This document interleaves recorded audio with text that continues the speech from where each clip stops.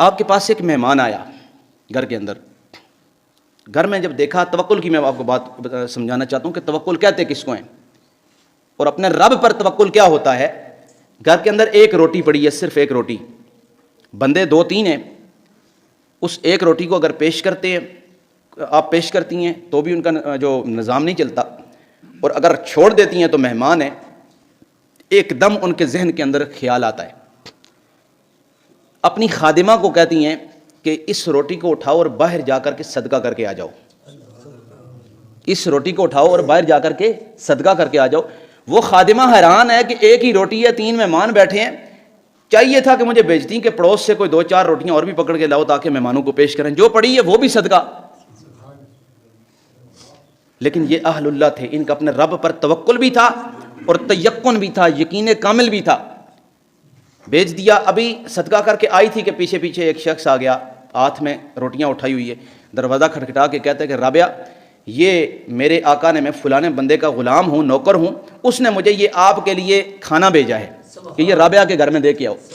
آپ نے کپڑا ہٹا کر کے دیکھا تو اس میں 5 روٹیاں تھیں. آپ نے کہا نہیں بھائی, اس کو واپس لے جاؤ, یہ میرا نہیں ہے, یہ میرا نہیں ہو سکتا. واپس چلا گیا. پھر لمحے بھر میں ایک اور شخص حاضر ہوا, اس کے ہاتھ میں بھی اس طرح کھانا تھا اور بیچ میں روٹیاں تھیں 7. آپ نے فرمایا یہ بھی میرا کھانا نہیں ہے. اب تیسری بار جب بندہ آیا تو دیکھا تو اس کے ہاتھ میں جب کھانا تھا, یہ بندے بدل کے آ رہے تھے. آپ ہر بار فرماتی تھی کہ یہ کسی اور کا کھانا تم ادھر لے کے آ گئے ہو. تیسری بار جب بندہ آیا تو 10 روٹیاں تھیں اس کے اندر. آپ نے فرمایا یہ میرا کھانا ہے, کیونکہ میرے رب نے فرمایا ہوا ہے کہ تم 1 خرچ کرو, میں تمہیں 10 لوٹاؤں گا. تو پھر 5 یا 7 مجھے واپس نہیں ملتی تھی, مجھے پوری 10 ملتی تھی. یہ ہے تیقن, وہ یقین کامل کہ جس سے ہم محروم ہیں. کیا مولوی, کیا پیر, کیا گنہگار, کیا متقی, سب اس تیقن کی بھیک اپنے رب سے مانگیں.